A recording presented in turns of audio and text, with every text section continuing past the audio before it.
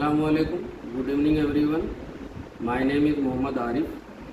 Assistant Professor, Department of Geography, Shibli national college Azamgarh. हमने जो topic चुना है या थीम जो कहानी की चुनी है वो है story of the pencil. Pencil की कहानी जिसके लेखक हैं ब्राज़ील के कोएलो पालो, जो एक लेखक भी हैं और फिलासफर भी, जिन्होंने अपनी कहानी में दो कैरेक्टर को चुना है, एक दादी और पोते की। दादी कुछ लिख रही होती हैं तो पोता उनसे पूछता है कि क्या लिख रही हैं, तो वो बताती हैं कि मैं जो लिख रही हूँ उससे ज़्यादा प्रभावी बात बताना चाह रही हूँ तुम्हें कि ये जो पेंसिल है इसके 5 गुण हैं, जो कि 5 गुण जो आप अगर इसको अपने जीवन में अपने अंदर ले आएंगे, इस गुण को अपने अंदर इस खूबी को लेंगे तो आप जो है कामयाब हो सकते हैं। इसकी थीम में जो पहला गुण है वो ईश्वर का हाथ कहा गया है, दूसरा है शार्पनर, तीसरा इरेजर और चौथा है ग्रेफाइट और 5वां मार्क। तो इसमें जो हमारे समझ में जो बात आ रही है वो आपके सामने मैं पेश करना चाहता हूँ कि ईश्वर का हाथ जो बात कही गई है वो गॉड या खुदा की बात है। तो बात ईश्वर की बात ही है तो गॉड या खुदा, तो जो गॉड या खुदा या भगवान जिसको बनाता है तो उससे कुछ उम्मीद रखता है कि हम इसको बना रहे हैं तो इसको क्या करना चाहिए और क्या उद्देश्य होना चाहिए। तो उसमें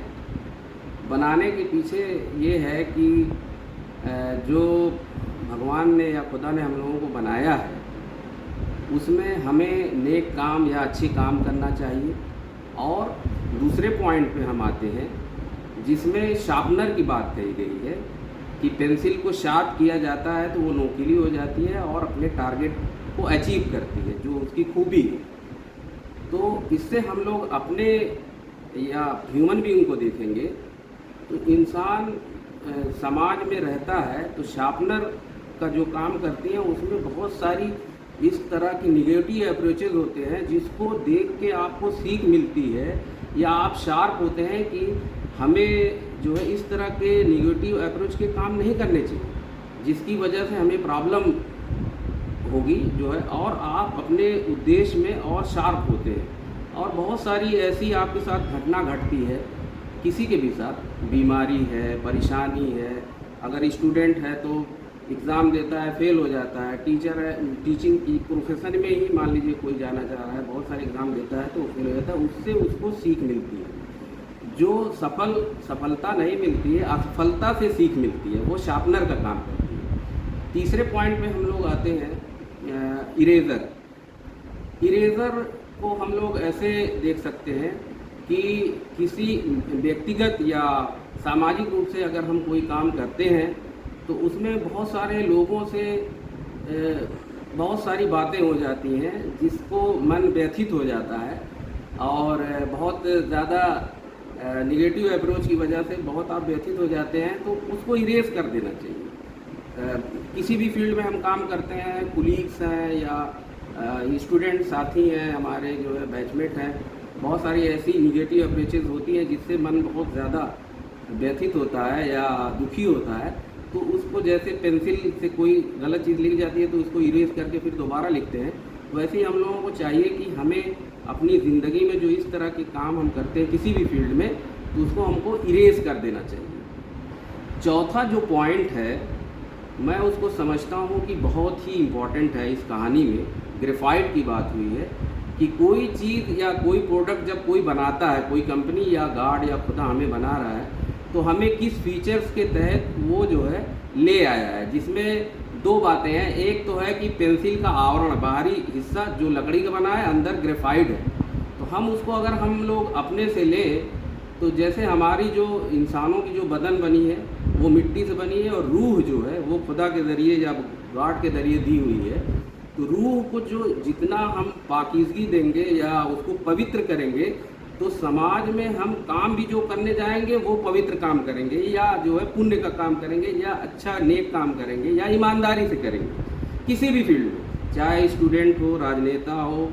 या टीचर हो, डॉक्टर हो, कोई भी पेशा हो, बिजनेसमैन हो, दुनिया के किसी भी काम में कोई इंसान अगर अपनी सोल को,